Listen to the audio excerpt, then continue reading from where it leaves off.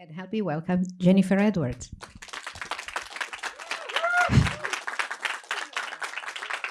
Who I'm sure you recognize from the film. He's a lot skinnier. Oh, I was sitting on it. Oh, that felt good. Hi.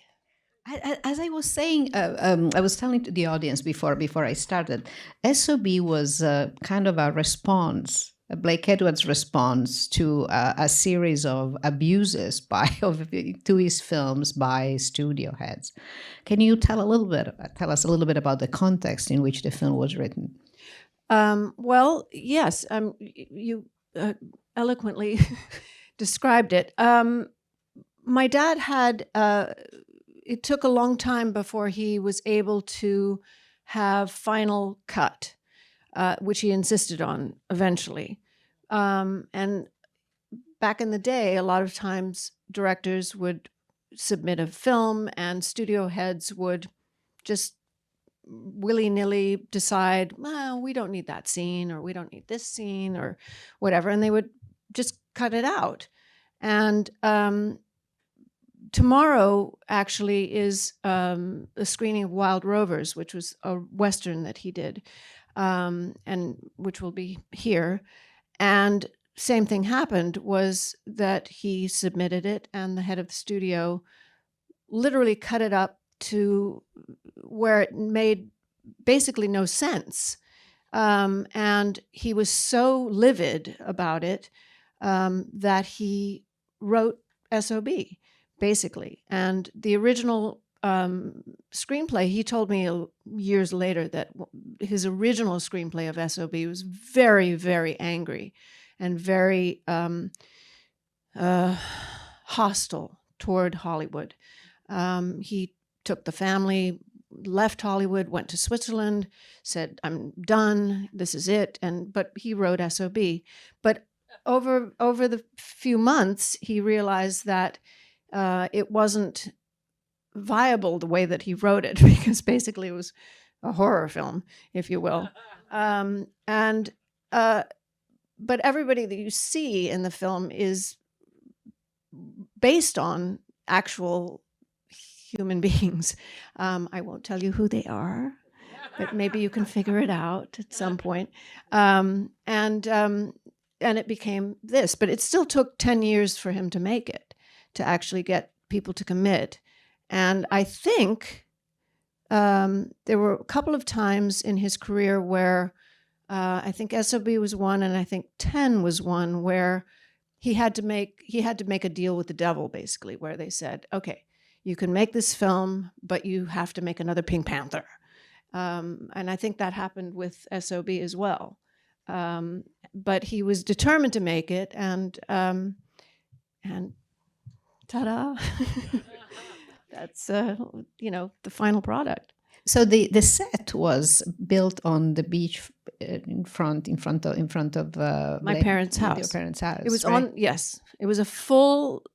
It was an actual house. It had plumbing. It had everything. They were actually hoping to keep it like as a guest house. It was perfect for our parents because they just rolled out of bed and went to work. But the Coastal Commission said no. After the film, you have to tear it down, which was a shame because it was a beautiful house. It was like Frank Gehry just went poof, and put this house on the beach. But no, they couldn't keep it.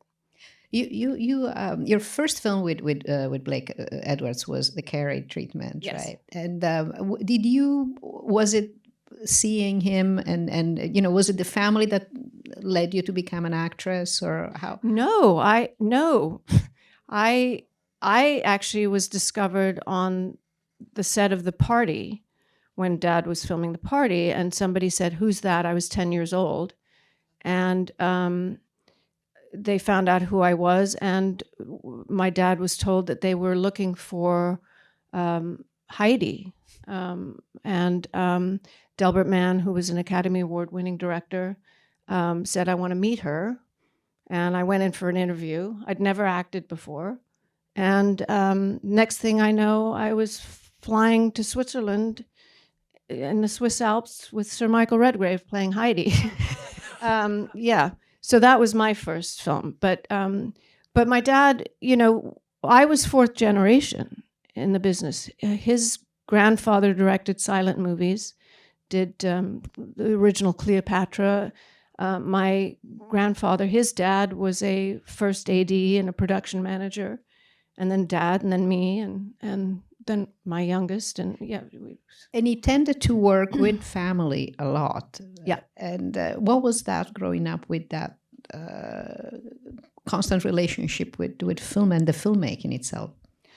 I think we get asked that a lot. My sister's back there. It's basically all that we knew. I mean, I think if I, had grown up with lawyers, I probably would have been, a lawyer.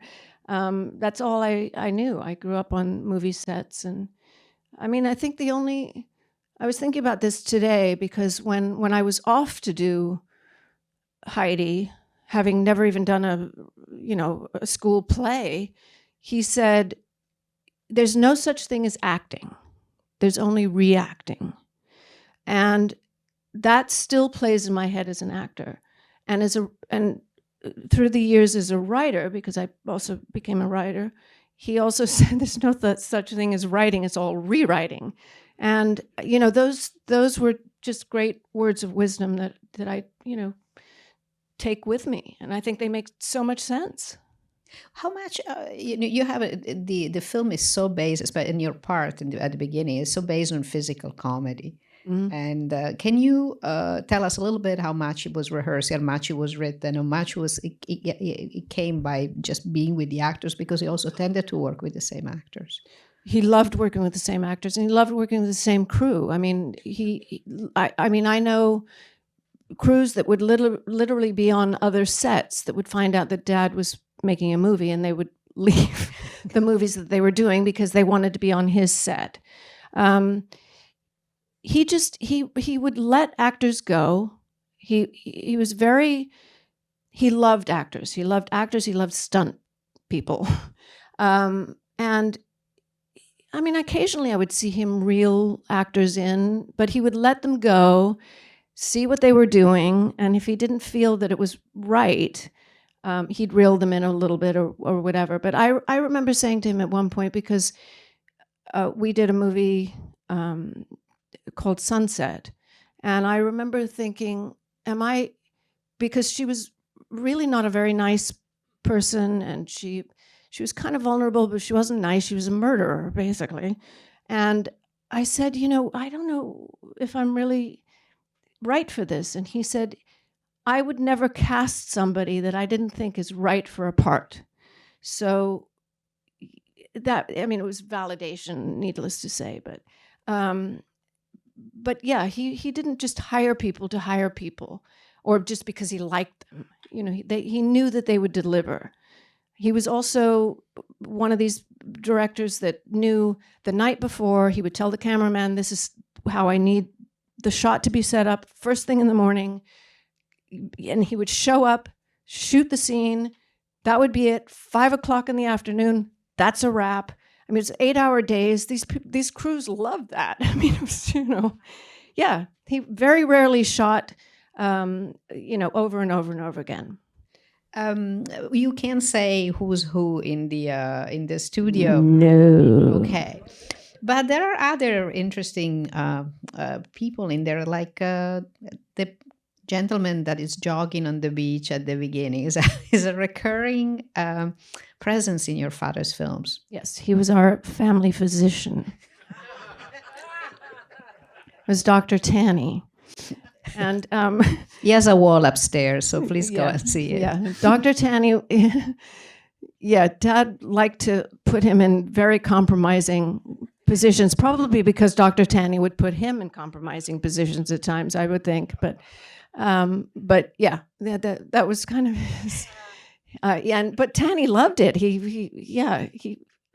didn't love the ocean so much, I have to say. There were moments of, I think, some vomit, but it was funny.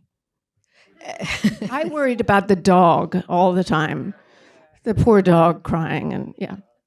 And Robert Preston's character based on, it was a send-off on Dr. Well, he was Tanny? based. Yes, that's the one person I'll tell you about. Yeah, Dr. Feelgood. You said that the script was adjusted to make it less angry, but it's still a pretty it's still a pretty Yeah. biting satire. And you were very young. Did you get a feeling how biting this was? I mean, you knew that word well. So Well, I remember specifically, we were all in Paris, and they were doing Darling Lily, the first movie that our parents worked on.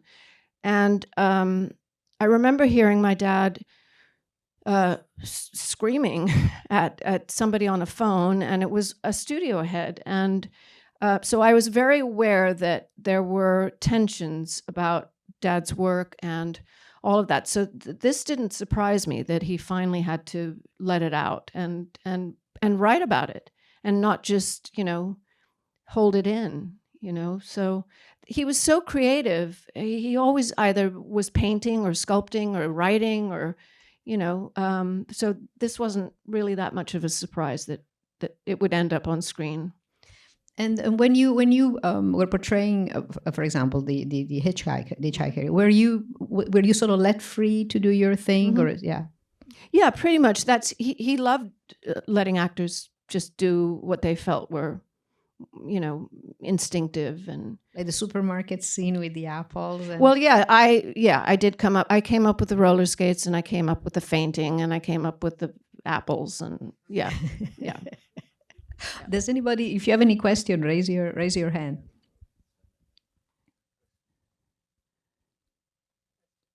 Question? Yes. I just want to say, I happened to be at the British Film Institute, and we had an afternoon with your father, and he was so charming. I know. And so generous to these young kids. I just want to say that. In working with your father, was there anything you noticed on the set that surprised you in terms of his direction with actors, or were you well aware by the time you went on set with him? Any technique? Well, there's actually, interestingly that you asked that, during the Carrie treatment, there was one day that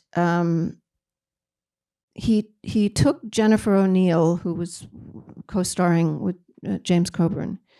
He took her off the set for whatever reason, and I remember seeing him and her walking a perimeter. There was like a pond or something, and he walked with her for about an hour because whatever it was wasn't working per se, and I really don't know why, but I remember them coming back, and she did the scene, and it was so perfect. And he's literally wrapped the set that day, and I have no idea what he said to her. I know it was very loving because she embraced him, and so whatever it was with her. Dad started out as an actor. He was writing radio, but then he went into acting. Really bad movies. Yeah, Swamp Thing. I mean, really bad.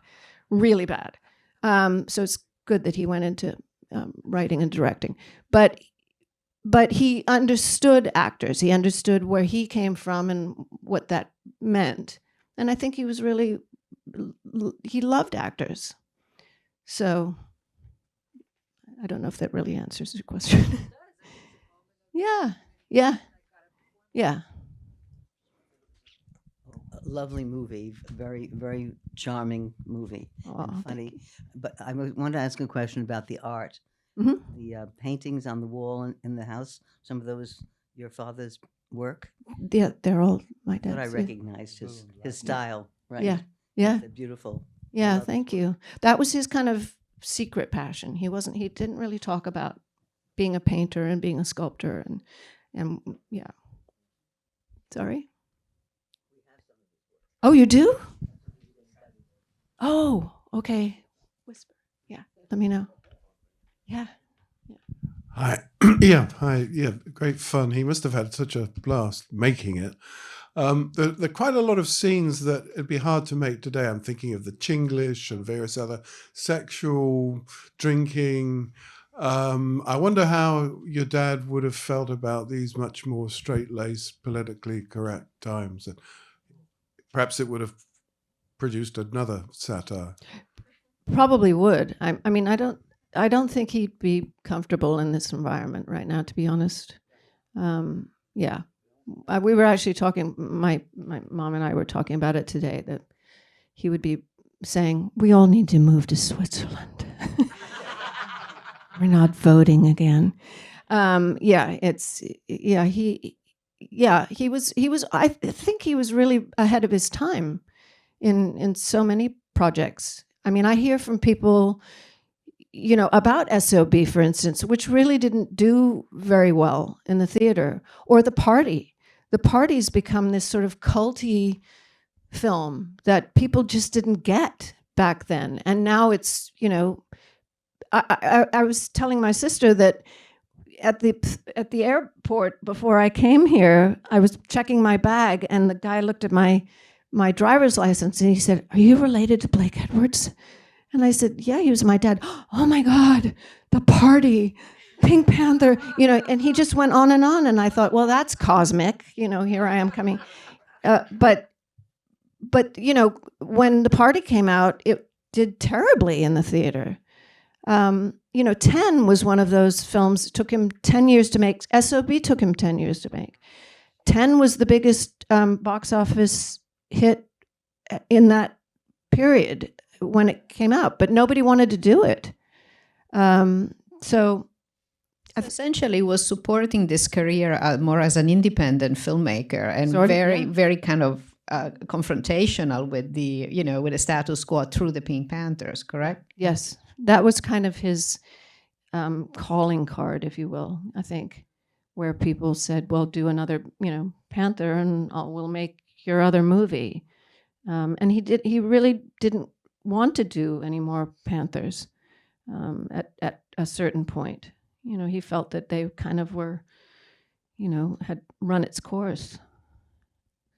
You were talking before about how he liked to work with the same crew. One of the big relations in his career is Henry Mancini. Yeah. Can you talk a little bit about what they brought to each other? And I'm going to cry.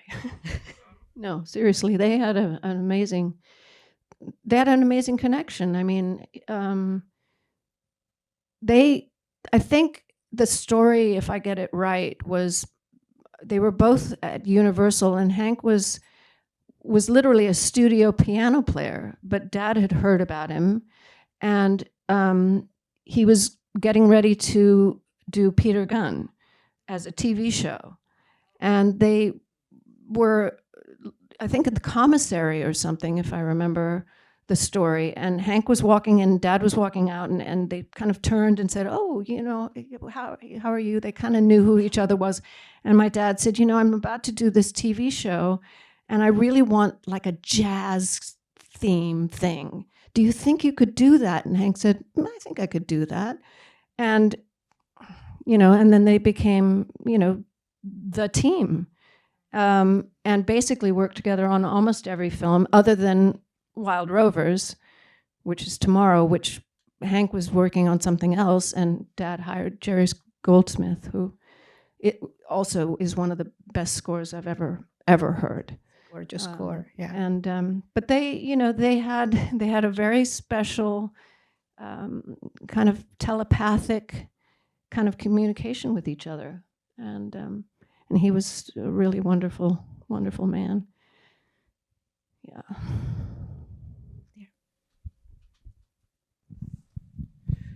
Thank you for being here, by the way. Huge fan of Thank S.O.B.